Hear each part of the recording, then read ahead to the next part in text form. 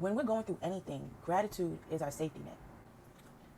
Our gratitude is not for God, but it's for us, right? But you give thanks to God. You give thanks to the creator, the universe, whatever name you want it to go by, right? You give thanks to that entity because that's what's keeping you alive. But it's not for God. God is stable. God is whole. God understands who you are and what God has created. And the gratitude is for you. The gratitude is to anchor you back in the position of knowing who you are and whose you are, right? When you're going through, we're so focused on the negative. We're always focused on what's going wrong in our life, and that's what's more comfortable for us, to focus on what's going wrong in our life. But when you get into the mode of gratitude, you're centering yourself, and you're bringing in, and you're putting into focus all the things that is going right in your life, right? The fact that you're even alive, the fact that you're even here to go through the things that you're going through, gratitude will bring that into focus, right? So your gratitude is not for God. You don't have to appeal to God to love you. God has always loved you, always loved you. God is always with you. You are a part of God, right?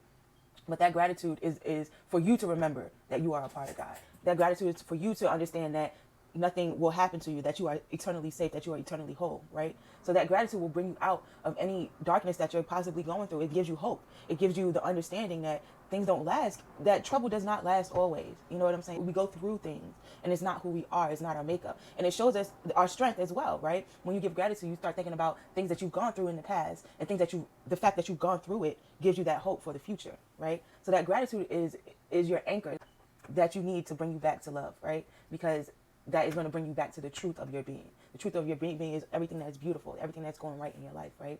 And until we understand that, until we focus on that and give that credit, right? Give those things credit and shift our focus to those things, we're going to feel like we're part of the storm, right? We're going to feel like we're going to feel the doom and gloom of things because we don't see the other side of it. We're not seeing the larger picture. We're not seeing the things that are going well. We're not seeing the reason for the things that we're going through. Our will is so strong, and we have the ability to believe lies and to live within our lies, right? But when you give gratitude, you see the truth, and you also have the ability to live within your truth. But it takes effort, right? Because we've already established this pathway of living through our lives, right? The things that are happening in our life are coming from our choice of perception, right? So that's how strong the will is. That's how your will contains the power of God, right? Your will, your actual will, your true will of the true self is one with God. But your ability to will things into your life is through the power of God. So whether we believe in lies and live through our lies, or we live in the truth, it's just as strong, right? We have free will, so we have the freedom to choose. So when you in gratitude, you're choosing to live with to see through the will of God. You know what I'm saying? You're seeing what is true. You're seeing all the blessings in your life. You're seeing how life is benefiting you. You're seeing basically God's love. You're seeing the love within your life. You know, when you give gratitude, you're putting all of that into perspective. And when you live in a state of gratitude, you're choosing to remind yourself constantly of this goodness, right? You're choosing to remind yourself how much favor is in your life. You know what I'm saying? Because that's a mindset that we always talk about generational curses as if something outside of you is being attached onto you.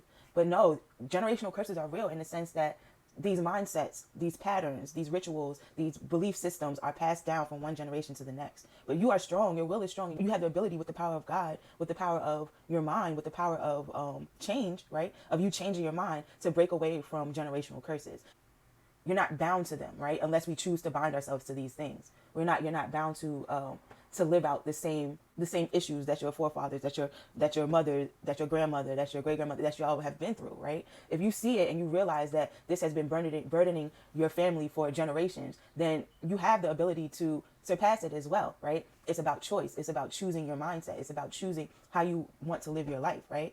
And the power of gratitude can bring you into a state of understanding that true power, right? When you bring yourself into gratitude, you're pulling yourself out of the mess, right? And then you realize that you have been in this mess, right?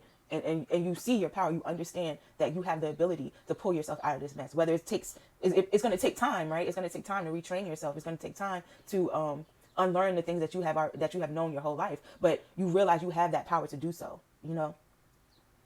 And you use gratitude as a tool to keep pulling you back into that power. Whether you fall into the mess constantly, you fall into it all the time, you have the ability to pull yourself out. And gratitude is a tool that is used to pull yourself out of these things.